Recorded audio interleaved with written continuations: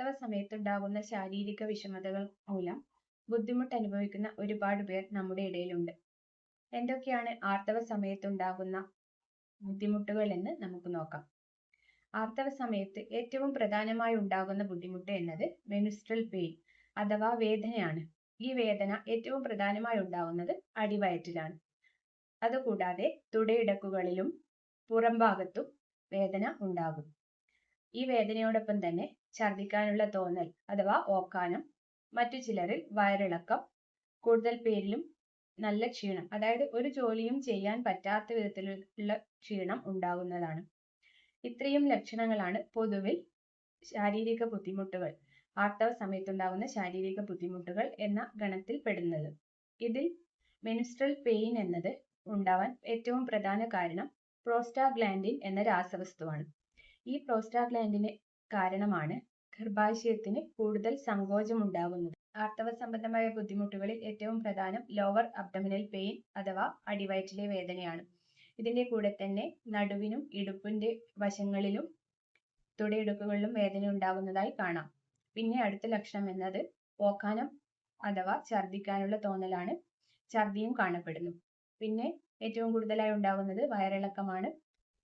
അടുത്തതായി വളരെയധികം ക്ഷീണവും. ഈ പ്രോസ്റ്റാഗ്ലാൻഡിൻ എന്ന രാസവസ്തു കാരണമാണ് കൂടുതൽ വേദന ആർത്തവ സമയത്ത് അനുഭവപ്പെടുന്നത്. ഈ പ്രോസ്റ്റാഗ്ലാൻഡിൻ എന്ന രാസവസ്തു ഗർഭാശയത്തിന് സങ്കോചം ഉണ്ടാക്കാൻ സഹായിക്കുന്ന ഒരു ഘടകമാണ്.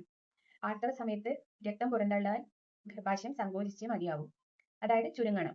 ഈ സമയത്ത് പ്രോസ്റ്റാഗ്ലാൻഡിൻ എന്ന രാസവസ്തു കൂടുതലായി ഉണ്ടാകുന്നു. അത് കാരണം തന്നെ അടിവയറിലും തുടയുടെ ഉൾവശങ്ങളിലും പുറം ഭാഗങ്ങളിലുമെല്ലാം കൂടുതലായി വേദന അനുഭവപ്പെടുകയും മറ്റ് ശാരീരിക ബുദ്ധിമുട്ടുകൾ ഉണ്ടാവുകയും ചെയ്യുന്നു.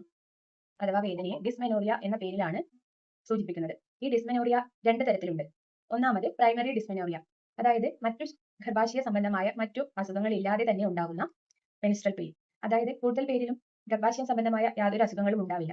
പക്ഷേ എല്ലാ മാസങ്ങളിലും മാസമുറ ഉണ്ടാകുന്ന സമയങ്ങളിൽ ഇവർക്ക് വേദന ഉണ്ടാകും.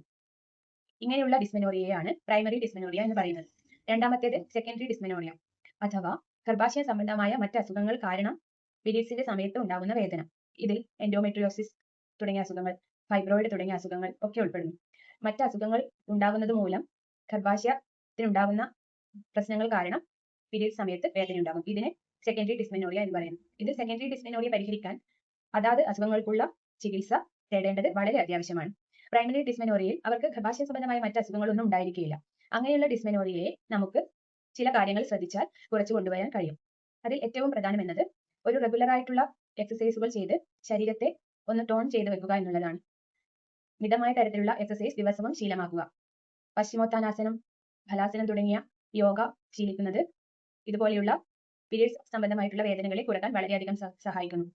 പ്രാണായാമം ചെയ്യുന്നത് ഒരുപാട് സഹായകരമാണ്.